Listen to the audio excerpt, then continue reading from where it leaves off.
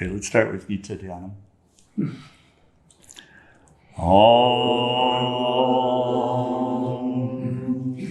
O Bhagavad Gita, by which Arjuna was illumined by Lord Krishna himself, and which was composed of 18 chapters within the Mahabharata by the ancient sage Vyasa. O Divine Mother, destroyer of rebirth, who showers the nectar of oneness upon us, O Bhagavad Gita, my affectionate mother, on thee I meditate. All the Upanishads are the cows. The milker is the cowherd boy, Krishna. Arjuna is the calf. People of purified intellect are the drinkers. And the milk is the supreme nectar of the Gita. My salutations to the Lord, who is the source of supreme bliss, whose grace makes the mute eloquent and the crippled cross mountains. Hari Om Tat Sat.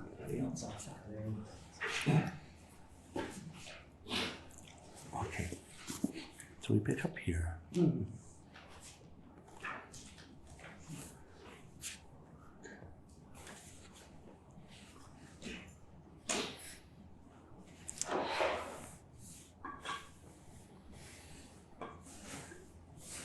So we're speaking of, over the last few shlokas, we're speaking of the practice, but really the fruit of the practice, such as this, 28, all sins fall away from yogis who continually direct their minds this way. They naturally ascend to experience the infinite bliss of Brahman. So it both is referring to the practice of keeping the mind one-pointed upon the divine. Yes. And it's also speaking of the fruit, which is they naturally ascend to experience the infinite bliss of Brahman.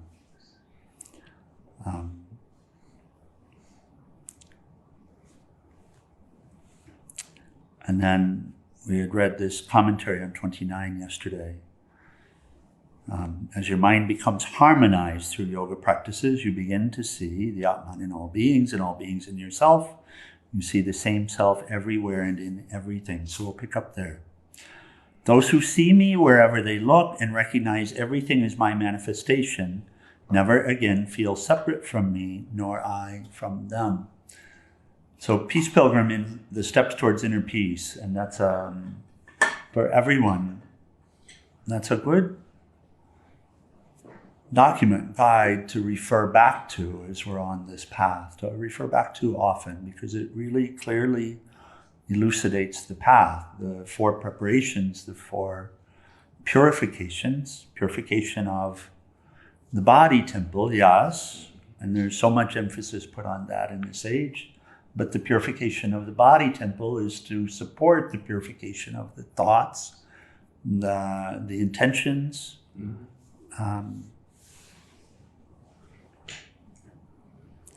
and then finally the relinquishments. And the first relinquishment is self-will. It's the conversation that we were having yesterday, right? Yesterday evening, yesterday. It's a constant conversation. The will of this little self, this imaginary self. I need this, I need that. So to relinquish that, to serve, and to accept what comes. So Peace Pilgrim says that, and obviously this is where we are here, and Peace Pilgrim says that very beautifully, that once we've accomplished this fully, inner peace is here. So we experience the inner peace, we experience the bliss of Brahman. And then the next relinquishment is the relinquishment of the feeling of being separate, which is really the great one.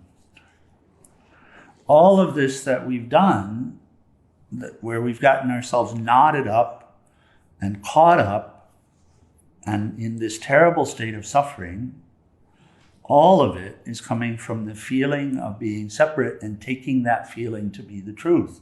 And what we come face to face with in an intentional life is that that feeling is wrong. And we're in an age where everyone says, honor your feelings. My God. What a mess.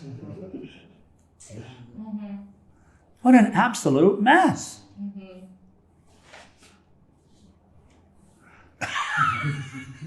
It's a disaster. It's an unmitigated disaster. And I was talking with Pam, our dear Pam, a little bit. We traded a message, and this confusion between the instincts and intuition. Instinctive nature is the subconscious nature. That's that conditioned being, that conditioned idea, the conditioned notion, the emotional responses, everything else rooted in the concept that I'm this body. Huh? Survival instinct. Survival instinct. That's it. Honor it. So what do we get? We get a world that looks very much like this world right now. Which is everybody yelling and screaming at each other and calling each other out. And there's a plan to put a cell tower over here by I'll just bring some current news into the satsang this morning. So there's a plan to put a cell tower here in right where the gas station is. Crazy Tony's, I think is the name of that market there. And instead of communicating and working it out together and sitting together and all of that, we just have people screaming at each other.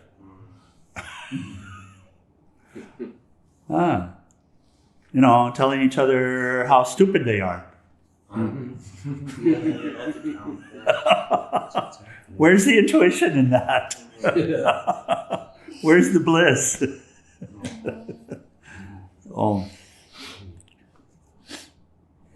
Those who see me wherever they look and recognize everything as my manifestation never again feel separate from me, nor I from them. Whoever becomes established in the all-pervading oneness of Brahman and worships me, abiding in all beings, however he or she may be living, that yogi lives in me. That's where we closed yesterday. The yogi who perceives the essential oneness everywhere naturally feels the pleasure or pain of others as his or her own. And we said we would talk about that a little bit more this morning.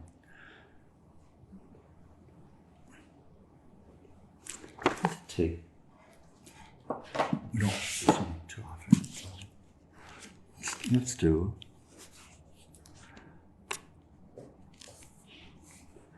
We did some while I was out. Very good. Very good. This is Swami Chinmayananda's beautiful exposition on the Gita.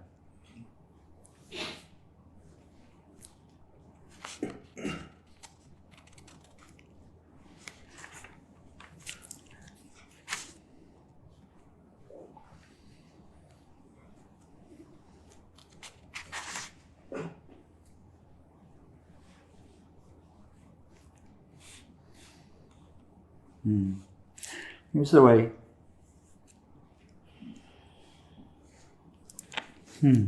Interesting. It's a little bit of a different translation. And there's one element of it. Interesting. So here's how Swamiji translates. He says, he who through the likeness or sameness of the self, O Arjuna, sees equality everywhere, be it pleasure or pain, he is regarded as the highest yogi. Here's the commentary that Swamiji has. He says, true meditators, well established in their intellectual understanding and spiritual experience, intuitively recognize the divine presence immanent in everything. Such men, women, this word also, it's really messed up. Such persons of perfection see in all activities the glory of the self and understand their own bodily functions as nothing but the grace of the self. For them, you want to take a second with that? Yes. In America, we have bodily functions that they occur without us even having to think about them. Yeah, see, the clues are always here. It's it has to be a very powerful factor to turn us away from them.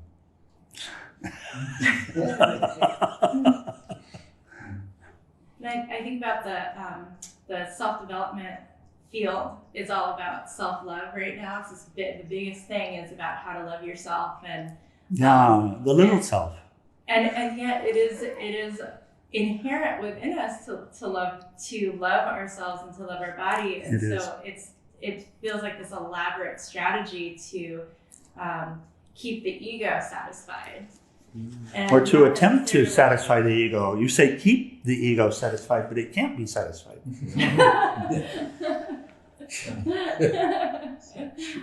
So, but it is that. It is an attempt to keep it satisfied, yes? Mm-hmm. Yeah. But to love ourselves is, it's inherent within us to do for our bodies what feels good. Yeah. In fact, we do love ourselves. It's true. So whatever we do is for love of self. But because of the delusion, we take ourself to be just here, limited, separate. So in this way we fail. If we really understood who our self is, then self-love would not be... Self-love would be perfect. Right? Because self-love is encompassed in the adage, do unto others as you would have them do unto you, for example. And that's a pinnacle of self-love. It seems like we wouldn't have to try. There wouldn't be a trying involved. Yeah. Is that true? You know, you asked the question and then we read ahead a little bit, but also Swami Satchidananda in Yoga of Devotion, he has a beautiful commentary on this concept of love and self-love and all of this. He says, first of all, he'll say love is natural. Devotion is natural, love is natural. It's just that we bottle it up. So when you bang your toe on a piece of furniture, say you get up early in the morning and it's dark and you bang your toe on the bed rail, what do you do? What do you do? What do you do? Immediately. You say ouch or something like that. But while you're saying ouch, are you already tending to the toe? Focusing on. Yeah, right? Are you naturally doing what's beneficial for the toe? Mm-hmm. Mm-hmm. Yes? So you hold the breath, you don't even know that that's beneficial, but there's a natural, right? Mm-hmm. Okay. Immediately you're coming to the aid, you bend over, you care for it, yes? Do you once think about whether it's deserving? No. Do you check out the color, the size, the shape, the age? Do you question anything about it, or do you just love? So he says that's love. That's the natural love. So self-love is inherent. It's true. It's inherent. But then when we draw these imaginary lines and we say, you're not me, only I'm me, and we identify it with this body, then we come up with all of these reasons to stop the flow of love, which is inherent and natural. As long as you are inclusive, then whatever you've included is privy, subject to that absolute, unconditional love. As long as you've included. But with the mind, you're constantly excluding. right? We get caught up in the notion of separation and imagine that you're separate and you're separate and you're separate.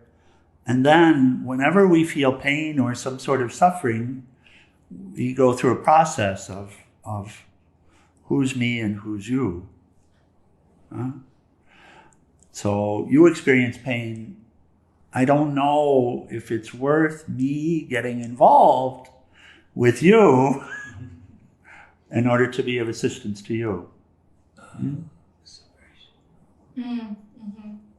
Right? Because, well, you said this yesterday. Or you did this, or you're not my type, or you're not my friend, or you're not my family, or you're not my whatever. Yeah. So the one issue that we're suffering from, honestly, is this feeling of being separate and taking it to be real. What's all this buzz about self-love?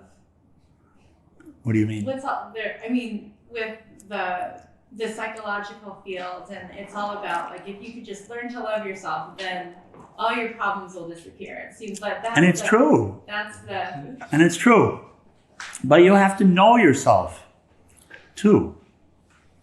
Okay, so it's to define yourself. Yeah, it's a question of who am I. Okay. Well. You say you have to love yourself. Yeah, it's true. And actually you do. But you're confused about who yourself is. Yes. Right. Yes. Yeah.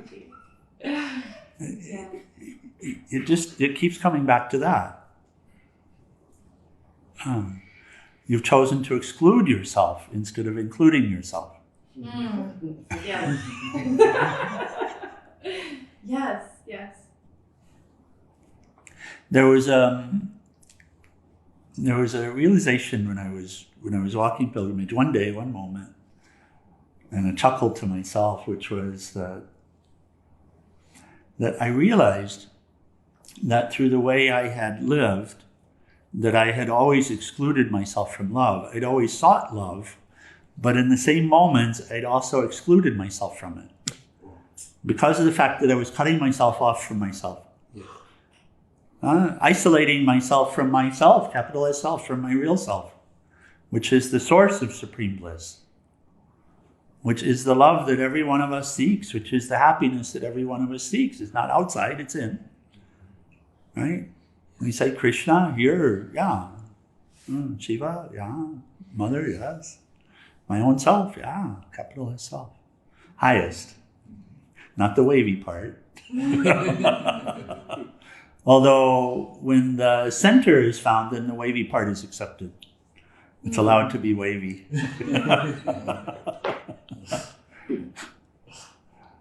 And so that was the realization. Oh my God, I've been seeking love all this time because I felt such love, having absolutely nothing, having given my life over to service, having held myself accountable to just stay with it and take the steps, what most people would call a terrible life,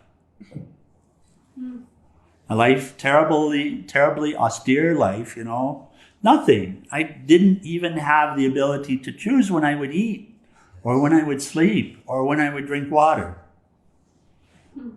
I just had the ability to choose whether to take the next steps or not.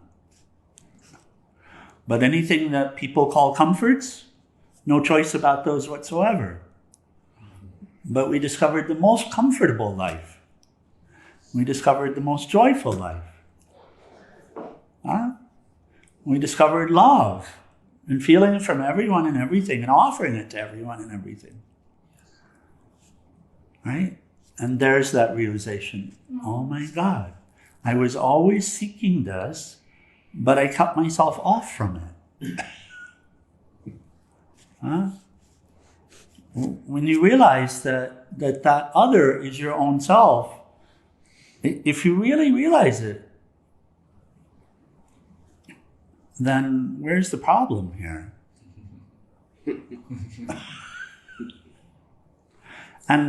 And you'll see, well, my anger towards them is not self-love. What? Right? Even my separation from them is not self-love. Mm-hmm. Certainly there are practices where you withdraw for a while to work it out and to come into deeper states of awareness. Yeah. But actually separating yourself from those who disagree with you is not self-love. And the world of psychology would say exactly the opposite. I know. I get it. I suppose that's why we're doing this, isn't it?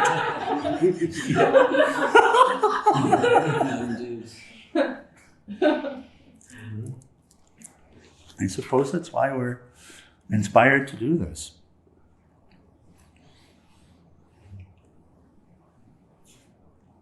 So, continuing with his commentary, he says, "For them, there's no experience but of the divine. Everything experienced in the gross world outside and in the subtle realm within is nothing but an emanation from the eternal self, in the same way that all of these body functions are nothing but an emanation from the eternal self." Huh? And these are all shared, they're all universal, yes? Huh. So it's a realization of what is that Lord Krishna is pointing to through the practice of yoga, through the practice of these yogas, through the sublimation of this lower nature. Through sublimation doesn't mean bottling it up, by the way. It means actually bringing it into the light. I remember sublimation. It's not, words like surrender and sublimation, etc., they get terribly misunderstood. But a friend described sublimation to me. I lived in Colorado, and we would get big snowfalls. We'd get 7 feet drifts in one night. And then the next day, by the nighttime, they would be gone. And there weren't big puddles of water because the sun is so bright and the heat from the sun so warm that snow would go from the frozen state to the gaseous state immediately with contact from the sun. So some of it would melt and become water, but much of it would become vapor immediately. And you would see the steam rising off the snowbanks. And he said that's sublimation. Sublimation is the conversion of this base nature into divine nature, like that. That's what sublimation means. So the sublimation of this lower nature, bringing it to the light, and the more you intentionally bring it to the light, the faster it happens. If you have strength of will about it, if you know what you're doing, and if you really have a firm resolve. So he says the highest yogi, according to the Gita, is one who feels the pains and joys of others as intimately as if they were his own. The famous ethical rule, do unto others as you would have them do unto you, is a most unpleasant instruction to the average person because in her selfishness, she's easily tempted to ask why she should consider others as herself. The uninitiated, in his instinctive selfishness, would naturally be tempted to follow the unethical ways of life, right? So do for myself first. That's the instinctive call. Do for myself first. Home. I was going to say, when you said have that compassion and empathy for others, I think everybody's had this before, times when you're watching something or something's happening to somebody and it almost exactly feels like you. You're so involved in it. That's where there's no separateness. That's what we should feel all the time. Not just in that's natural. Yes, it's natural. Like when you let go, it's just like you're feeling for that person because you see what they're going through and you put yourself in that person's shoes. That's natural. And we do the work and it happens. We have to really do the work, not just in words. We really We have to join satsang, we have to contemplate it, and then we have to do our best to put it in practice, whatever the lesson of the day is. And we have to do our asanas and pranayama and all of this to the extent we're able to do, to the extent that we're in a life situation that allows us to engage in these as well. If we can't do that, then get in nature, etc., etc. So we have to be purifying this temple and going deeper, karma yoga, etc. But I'll share an observation with you, and then it happens naturally. It does happen naturally. This transformation, this falling away of the false. After walking pilgrimage, the second year, I had met a dear soul that I had met in Michigan. Third year. She had gone to upstate New York. Her name is Judy DeCoon. Very, very, very, very dear soul. And we had taken a walk together, and we came to a playground, and we were walking. We were in sight of the playground, but we weren't so close as to disturb the kids that were playing on the playground. And we stood there and looked, and she was so enamored with it, and she said, "Oh, wouldn't it be amazing to be a kid again?" And I realized that seemed an odd comment because I felt everything that they were feeling. Yeah. So it does happen naturally, and it's not something to be, and it's there already. We've covered it up, is the thing. We've tried to close ourselves off from it, that's in this self-preservation mode.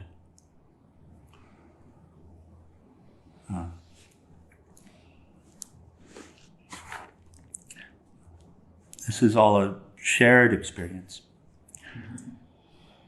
He says the previous few stanzas explained why one should love one's neighbors.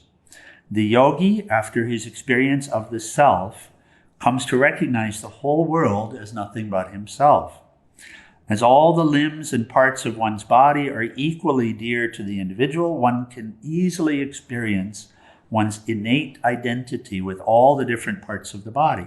If your tongue were to be accidentally bitten by your lower teeth, you would never think of punishing the teeth for the crime that they had done, for both in the tongue and in the teeth you pervade equally. Having realized the self, when I come to feel everywhere the presence of me as the self, the whole universe of names and forms becomes for me the one integrated form in which in all places and at all times I alone am. Such an individual who has in his realization come to feel the entire universe as his own form is called the true yogi by the singer of this celestial song.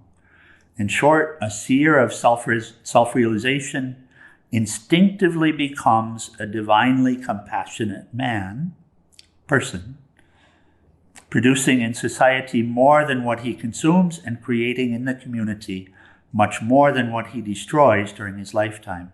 Love is his very breath, kindness is his very sustenance. So the instinctive nature is transformed through the life as well, through the yoga life and through the choices.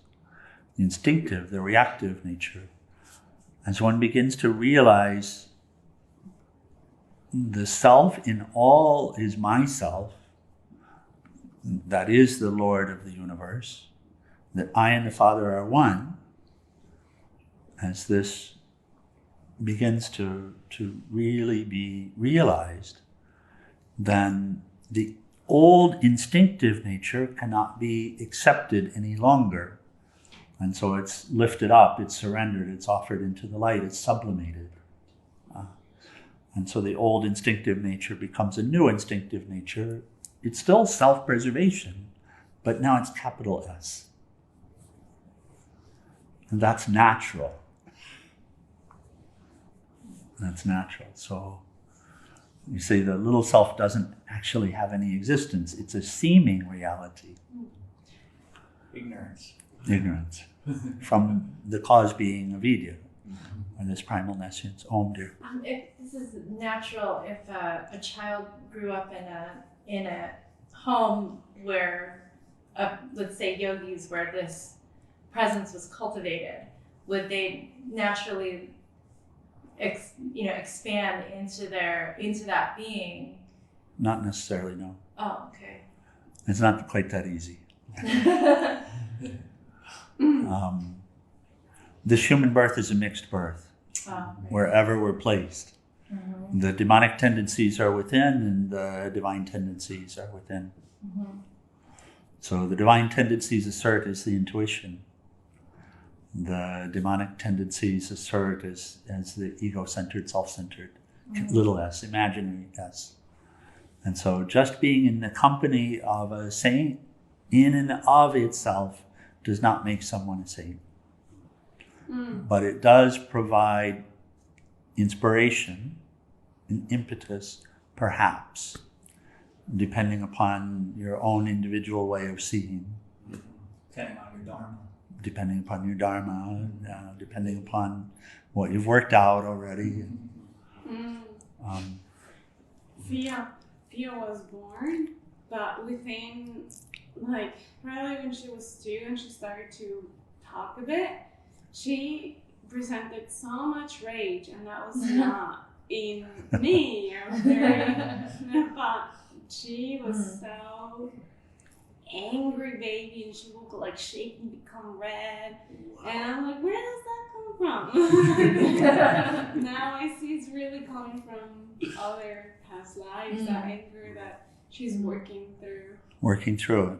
Working through it. So everybody's working through something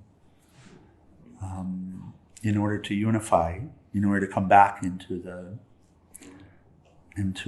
home, back to the self. Such an individual who has, in his realization, come to feel the entire universe as his own form is called a true yogi by the singer of the celestial song. Sorry, we read that paragraph. In thus concluding the description of the perfect yogi, with a world picture of the perfect man's attitude to life and his relationship with the world outside, Krishna would fascinate any eagerly listening student.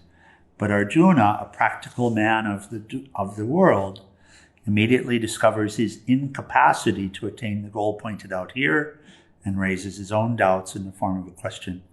And we'll pick this up in the morning.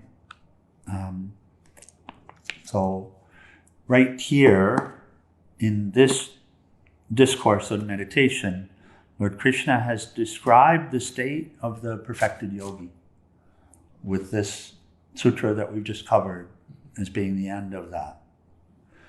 So he's been extolling the practice all the way through, but in this middle part of the yoga of meditation, he's been describing the state, the inner state of perfection, and what that looks like and what the experience is. And so, and then Arjuna, what do you suppose Arjuna asks? Arjuna speaks up after this, listening to all of this. What do you suppose Arjuna asks? You can take a shot.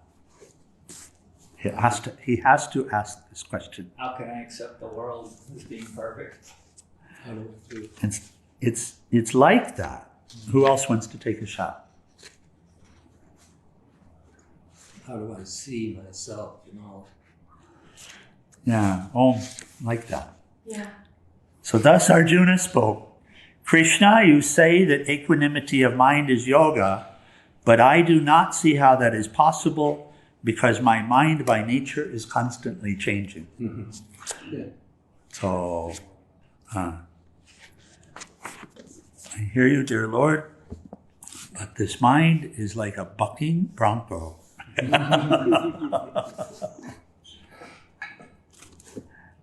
How is that translated here? Arjuna said, this yoga of equanimity taught by thee, O Krishna, I do not see it steady continuous because of the restlessness of the mind. Okay, so we come to that tomorrow. So he says, I hear you, it sounds really nice.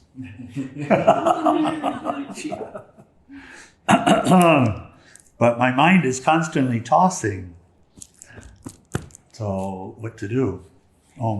I see it as when you were talking, I kind of went through this a couple weeks ago, but it's just a pure acceptance in the moment that everything is perfect in the moment right this second. Nothing needs to change. Nothing needs to happen. Pure acceptance. And when you purely accept, then you accept others exactly the way it is right now, not the way you want it, not in the future, not 2 minutes from now, right this second. Acceptance. Yeah. Well, certainly here, the Lord will answer the question. So, and that's the rest of the Gita. When we close chapter 6, we close the first of the 3 portions of the Gita. It's 18 chapters, so it's organized as 18 chapters. There's introduction, which is the yoga of the grief of Arjuna, the problem that we suffer with. And then there is exposition on that. So it said, Tattvamasi, that thou art. This is one of the famous Mahavakyas. There are the 4 Mahavakyas in the Vedas, one of which is Tattvamasi, one of which is Aham Brahmasmi, one of which is I am that energy like this. But Tattvamasi is one of the primary. Thou art that. Thou art that. So here, this first part of it is the description of thou. And then we continue once we move on. So we're just about there. Okay, so we'll pick up tomorrow morning at the question that Arjuna is asking, and we'll see what Lord Krishna has to say about that. And you'll be on your way by then. Okay, any other questions or comments? We'll close. Okay. Was the Bhagavad Gita supposedly based on a true story, or is it? Isn't it your story? Writing. I would say, if I may, you're trying to debate the thing that's pointing to what it's pointing to. It doesn't. Like if Krishna was as big as he was, or was he an extraterrestrial who was embellishing all these stories? That's what I'm trying to say. You're trying to debate the story instead of what it's pointing to. Which is all very good, yeah. Yes, so it doesn't matter. That's the only purpose of it. It's not about the story. It's about what you can find within it that's beneficial for you. Yeah, I mean, it's super well written. That's And it's perfect. yeah. Okay, we'll close. Page 174.